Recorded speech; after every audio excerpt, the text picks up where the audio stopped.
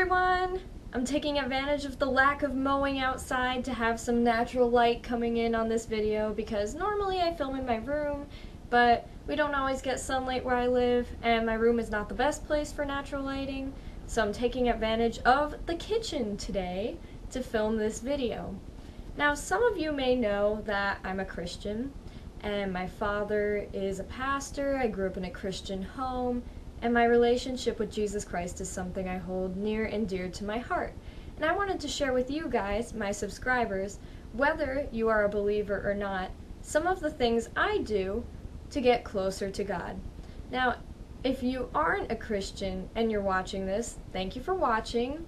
And you can use these tips if you're interested in looking into the Bible and Jesus and who he was and who God is and everything. If you are interested in that, I would recommend these tips, but make sure that you've got a strong foundation in the language you're studying if you're going to do this, because you really want to understand or try to best understand what you're reading. And you may miss some things if you're reading the Bible or the devotionals or any of the other things I mentioned in a language that is not your native language.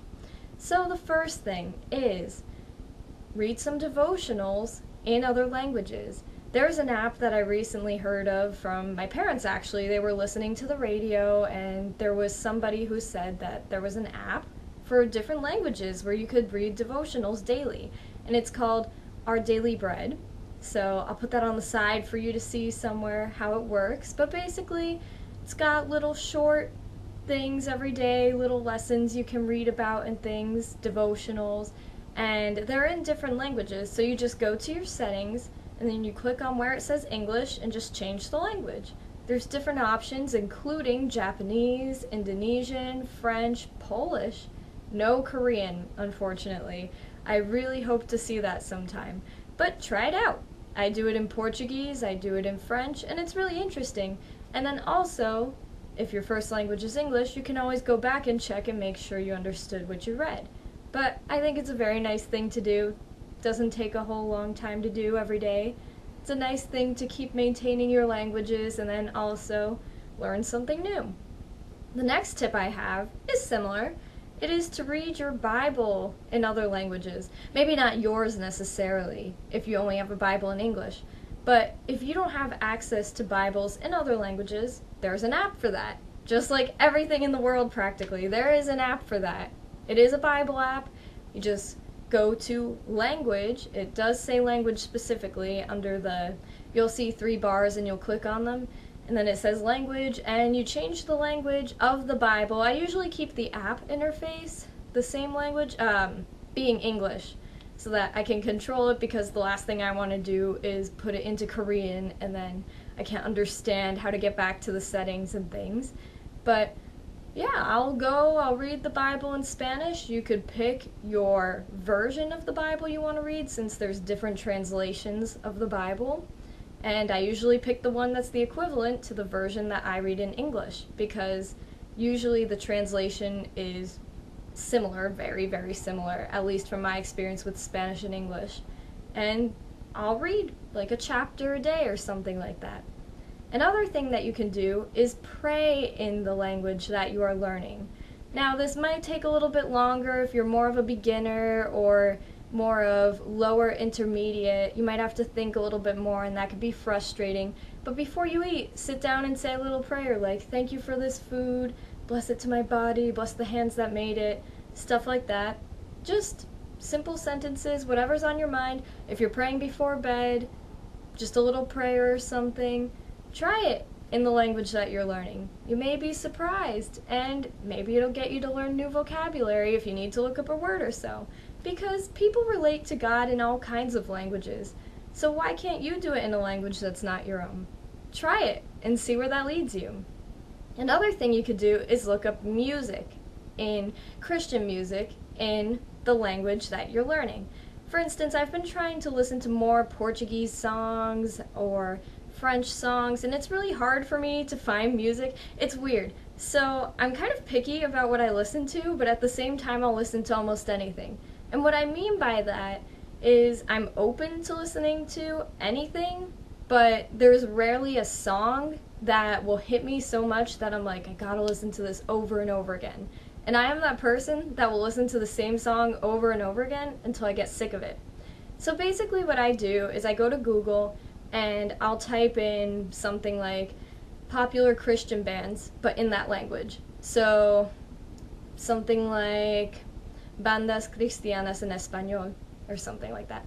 I'll make sure it's contemporary, and then I'll look for the genre that I like. So if I'm looking for a Christian rock band in Spanish, I will look that up.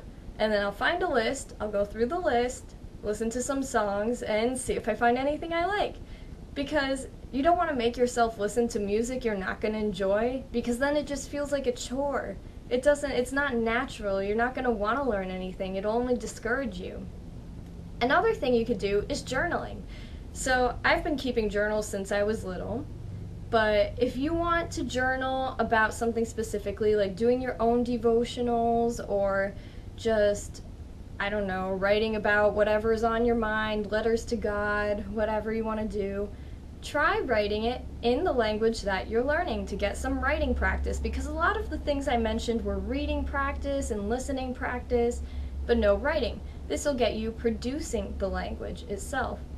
Also, with the Bible and the devotionals, if you want to practice reading out loud to produce the language, not necessarily thinking of it on your own, but at least to work on pronunciation or fluidity of reading, you can do that. Another thing you could do is look up YouTube videos on Christian topics. I've done this in French before, just out of curiosity. I thought, well, I could use some listening practice in French, and this is something that I really want to hear about, so just combine the two things that interest you and your target language. You can find some Christian YouTubers all over the world. Another thing is getting plugged in your community at church. If you go to a small church or a big church, well, if you go to a small church, you may know more of the people there, but if you go to a big church, you may not know everyone who's there. And you may have international people at your church that you don't know about, or missionaries who have gone to a different country and have spoken another language. Get to know people in the church community, or if you haven't gone to church, you could always try and, meet people and see what happens. So, while meeting people, maybe you find out that they did speak another language, or that they do speak another language, and you could ask them, like, hey, mind if I practice with you sometime? While I was in France, I met a Brazilian couple who I became friends with, and I would speak Portuguese to them while we were in France. Never expected that. And the church itself was like one of the only Protestant churches in the area, so it was really interesting to meet this Brazilian couple in not a huge city or anything, but in Nantes in France. Very cool experience. You never know who's in your church community. Also, going to church in general. I have seen Korean churches near my school. I have been to Spanish Mass. I myself am not Catholic, but I thought it would be cool to see what Mass in Spanish would be like. So I went to some Spanish Masses, and I would hear songs in Spanish. I would get to hear the homily or the message in Spanish, which was really, really cool. And of course, you get to meet people around you. It was actually really funny because the first time I went there, I had no idea what I was doing, and we had to give the sign of peace and everything and say, peace be with you, but I didn't know that because I grew up Protestant and we do things differently in the church that I go to. So it was really funny to have somebody come up to me and go, paz, and then I went to shake their hand and I'm like, hola, like, I didn't know what to say, buenos dias, which was kind of embarrassing, but after a few weeks you get it. And also my roommate is Catholic. Well, she was my roommate, but while I was at school, my roommate, who is Catholic, would come with me, and even though she didn't speak Spanish, she would help me with the Catholic side of things, and I would help her with the Spanish side of things. And you know what? Even though she didn't know any Spanish, she picked up a lot by the end of the semester. So you could learn new vocabulary, meet people, get plugged into a group. It's great. Okay, so that's all for this video. I hope it helped in some way. If you want to be a missionary in the future, get started on your language learning now while you're here. Start taking courses or something. If you can't take courses, start teaching yourself. There's plenty of free resources online. And then start doing these things and see how much you pick up from reading and listening and writing and everything. And thank you for stopping by. Thank you for watching this video. Please be respectful in the comments below, and I'll see you guys in the next video. Bye!